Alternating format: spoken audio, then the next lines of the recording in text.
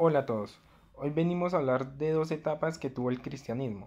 Uno, Constantino libera la iglesia, de la cual vamos a hablar de la conversión de Constantino, las tácticas de Constantino y el peligro que amenaza a las iglesias. La segunda etapa es la reacción del cristianismo bajo el mandato de Juliano.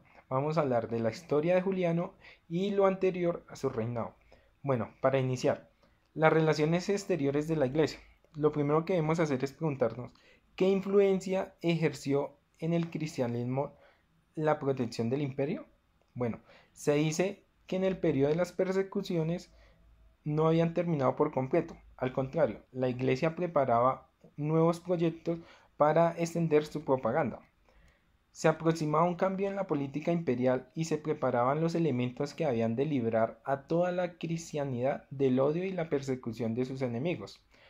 La libertad se dio a las victorias que ganó Constantino, quien en el año 306 de nuestra era dejó el mando del ejército en Bretaña para reemplazar a su padre en el trono del Imperio Romano. Antes de llegar al trono, Constantino tuvo que vencer a 5 competidores, 3 en el oriente y 2 en el occidente. En aquella época poco importaba que estos fueran parientes, ya que en aquellos tiempos el parentesco no aseguraba protección. La conversión del cristianismo. Constantino desde el principio de su reinado declaró el cristianismo como la verdadera religión ya que creía en sus doctrinas, pero esto fue probablemente una invención, ya que quería obtener el apoyo de los cristianos para ganar las batallas siguientes. Él siguió con la política de ganarse la simpatía de los cristianos para que estos siguieran prestando su ayuda, pero en segundo plano, él también quería extinguir, por medio de las concesiones y pláticas que él hacía, la enemistad que había entre la religión y el Imperio Romano. En el año 313, él promulgó un edicto a favor del cristianismo, poniendo a nivel de las religiones lícitas el imperio. Y en el año 323 promulgó la fe como religión oficial entre todos sus dominios.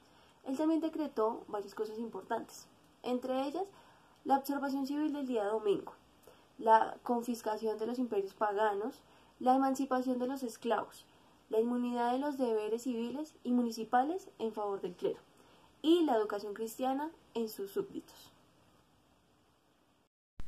Tácticas de Constantino. Para poder sostener la autoridad imperial, Constantino implementó varios métodos para predominar allí. Algunos fueron buenos, otros no tanto. Algunos cristianos recibieron con júbilo el hecho de que ya podían andar por todo el mundo sin necesidad de ser perseguidos.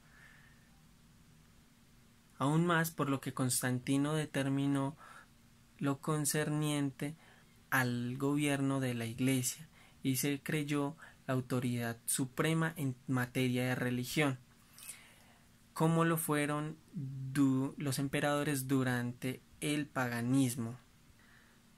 Se considera sumo pontífice y asume las cuestiones de la disciplina eclesiástica, como convocar concilios y nombrar principales dignatarios.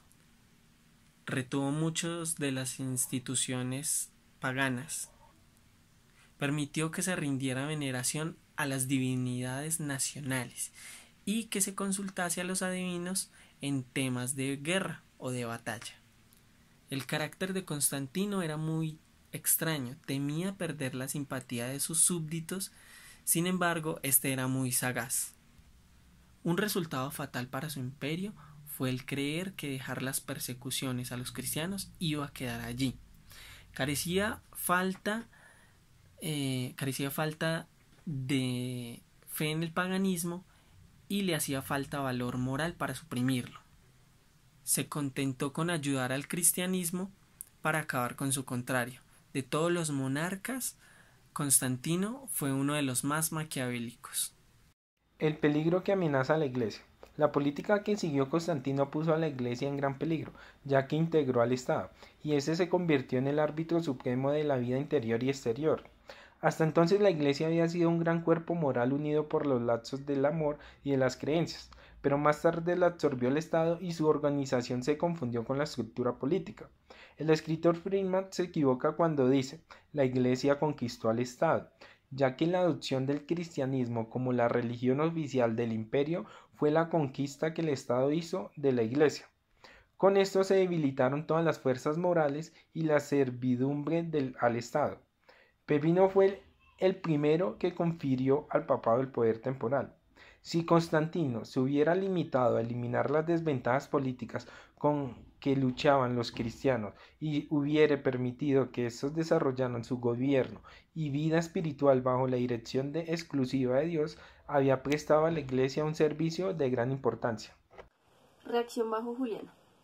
Se dividió el imperio tras la muerte de Constantino entre sus 3 hijos, pero ninguno de ellos igualó la estrategia militar ni la dirección política que había tenido él en su imperio, aunque ellos continuaron protegiendo el cristianismo.